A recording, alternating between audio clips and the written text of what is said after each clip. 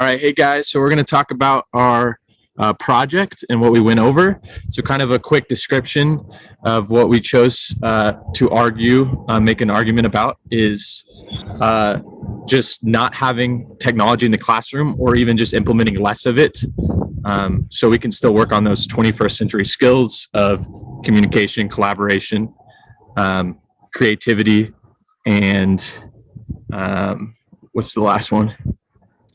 I can't remember. Creativity, collaboration, communication, and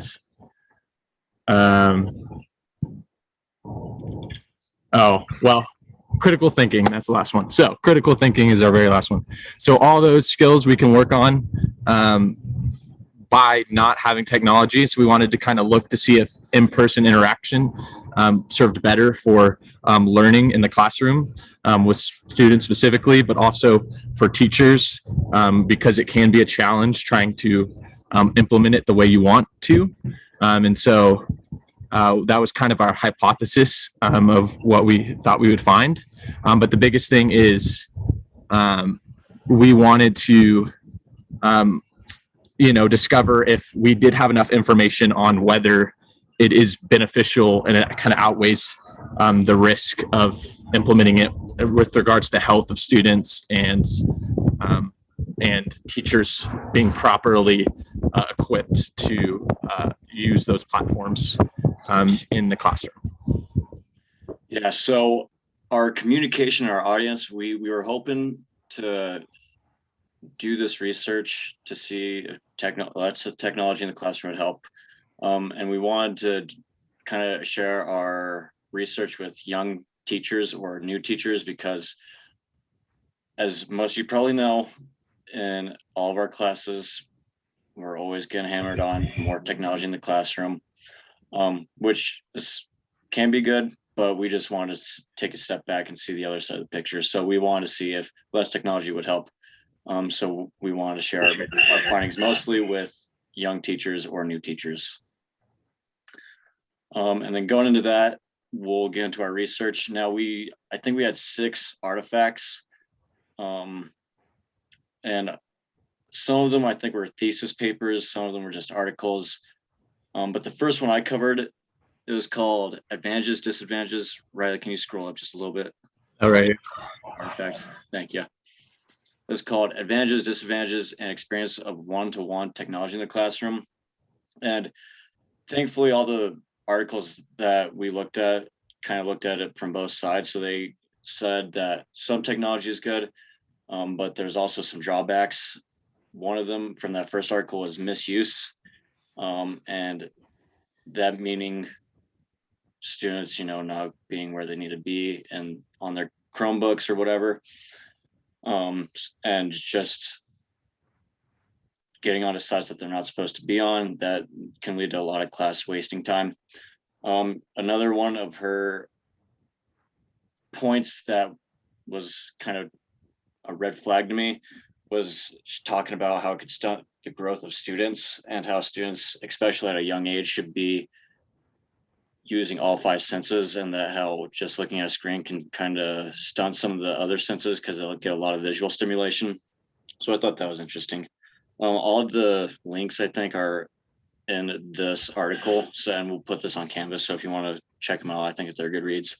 Then the next artifact was a study from Long Island, and that one just kind of touched on, we're questioned when it's appropriate to start introducing technology to students. Like, should we wait until they're a little bit more developed, like in secondary schools?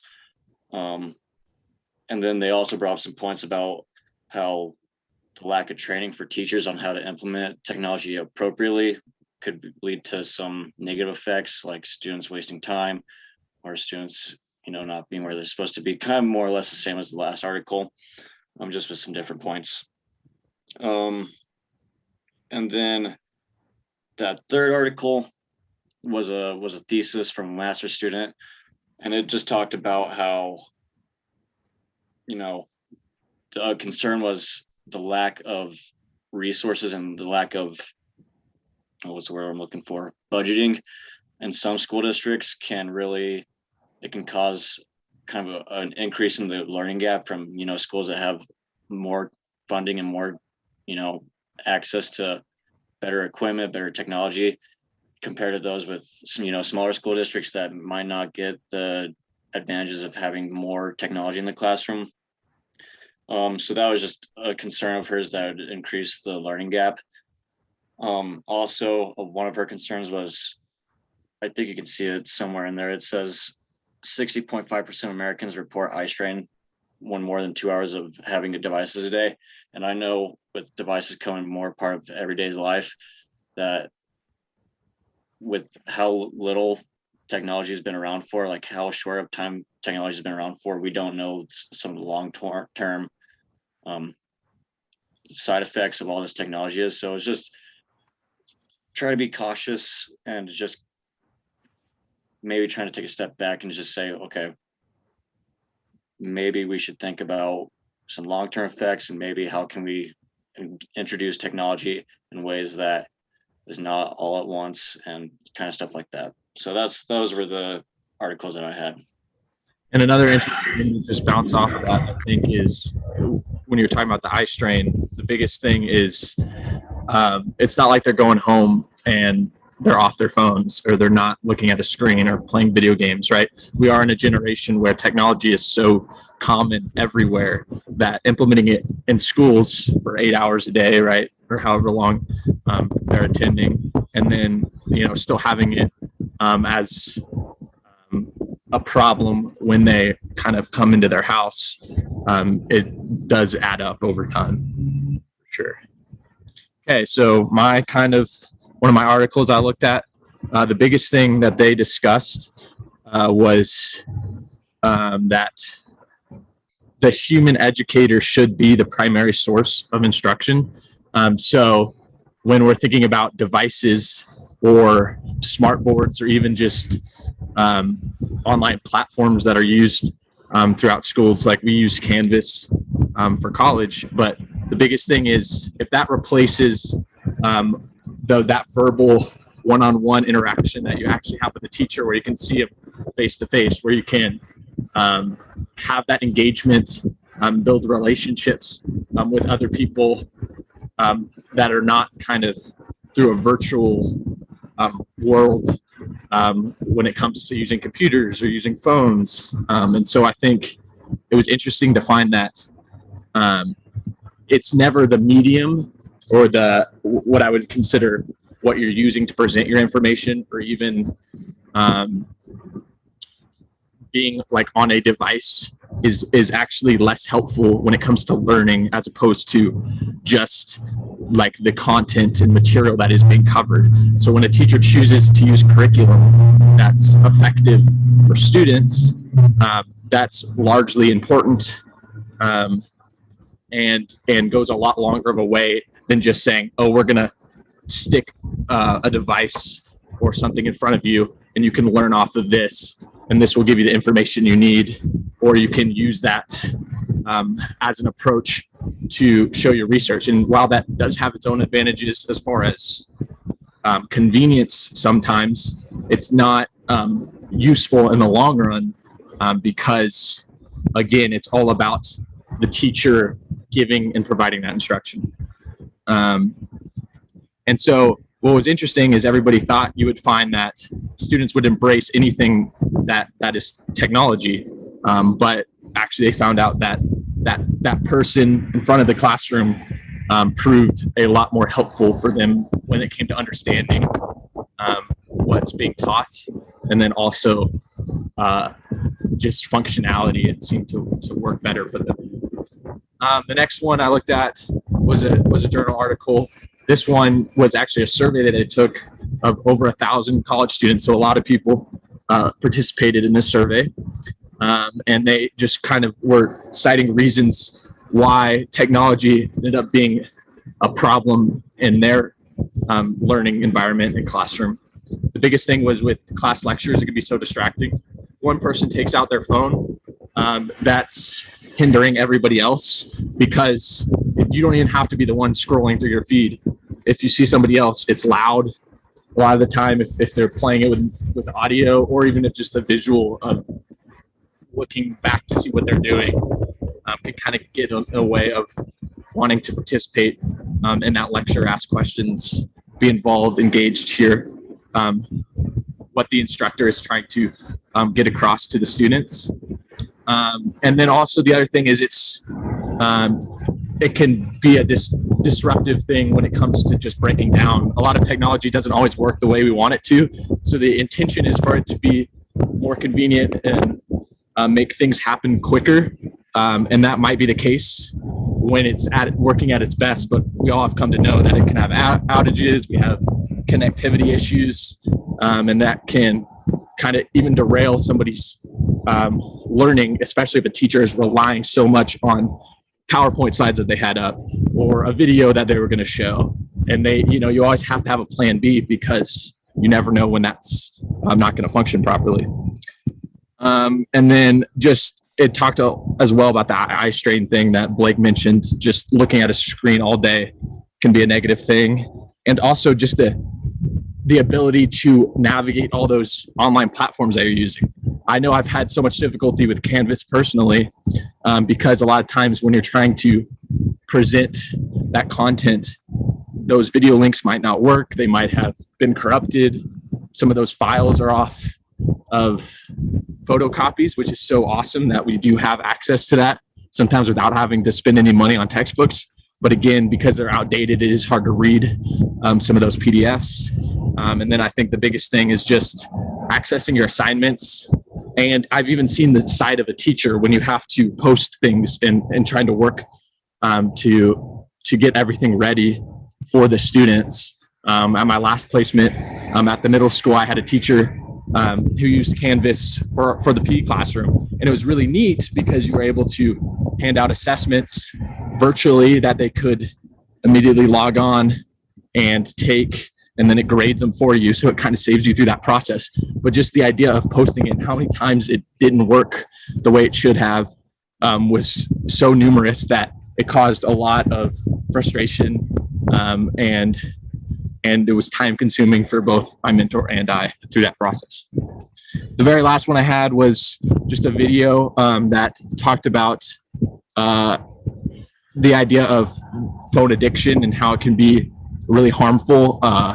Cyberbullying is a big one. Just that social media, that idea of comparison can lead to levels of depression. Also, being able to kind of look at your phone as a replacement for peer interaction, just having conversations with your friends and hanging out. It's not a good coping mechanism, but oftentimes we use it. We run to a device when we want some sort of to not feel as lonely, or maybe to entertain yourself, all those kind of things. And that instant gratification of being able to, and they even talks about this, find something online and it ships in a day or two on Amazon, or getting on like online dating, all that, binging a show, you can have it instantly when you used to have to wait a week just to watch the TV you wanted to. So that just kind of idea of, if you have it so fast, that kind of loses the patience that's necessary, especially when it comes to something like learning, where it's a process and everybody works at their own pace. So those were my 3 articles. And just kind of the conclusion I gathered from all of this was that technology can be beneficial, and we've seen that when used properly. But a lot of times, and Blake hit on this, the misuse of it can really be damaging and can take away from just effective learning. And so I think teacher trainings do need to happen when it comes to implementing it. I do think we need to kind of take a step back, like Blake was saying, and reevaluate whether it is worth it in the long run to have it be such a reliance in education, because we hear in all our classes, and I think you mentioned this, that we are, being told as young teachers, yeah, like you need this. It's the end all be all. It's the way, our world is evolving. So you need to kind of get along with the process. And while I do think you can see that, it's made some things nice and effective, I think grading in specifically, it can also come up with a lot of issues and just kind of the rate of depression that's coming up, and of people who are kind of having that physical health problems over it, and even just socially with being able to have a conversation with other people without having to kind of have a device kind of show that they're more important than the conversation you're having with somebody, or just not even being able to converse the way you want to, since that technology is becoming such a distraction.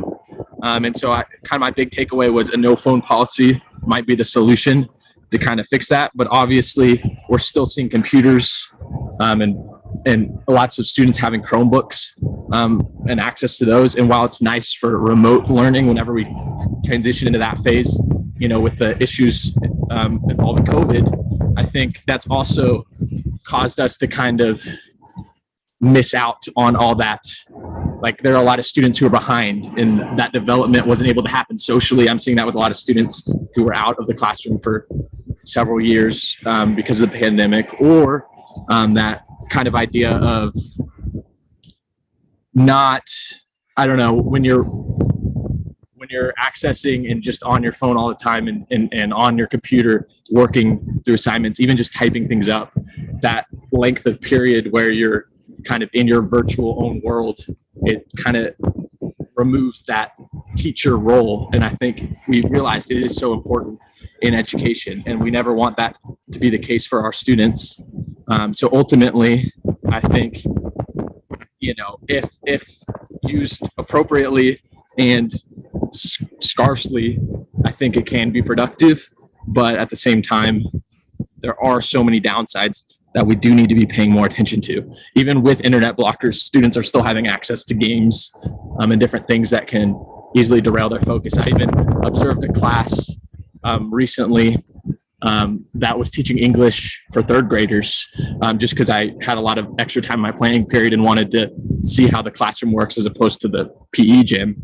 And there was a handful of students who I saw who were on the computer because they were supposed to access their assignment and do it by typing it in. And then they were finding games, and they were finding out, oh, these different platforms I can get access to. So they started being off track and didn't even hear what the teacher was saying or participate in the assignment, because that just presence of technology got in the way of being able to work appropriately. Blake, do you have anything to add? No, I think you hit it. Just, technology isn't the end all be all, but it can be, helpful. Just let's pump the brakes a little bit. Let's figure out how to use it right. And until we can see some more long-term effects, let's pump the brakes a little bit and find out appropriate ways to use it. That's all I got. Right. All right. Well, thank you for listening. This was kind of our presentation on all the research that we had and discovered, our stance on technology in the classroom, being able to kind of develop an argument for it. And I think because we've seen lots of effects and impacts that are more negative, we do need to kind of, as an education system, ensure that we are providing our students with the best possibility to learn and to grow socially, emotionally, physically, and just their well-being is our sole purpose as educators and teachers. And so I think we definitely need to make sure that they are being exposed to the right things. So, yep. Thank you. Thank you. And have a good one.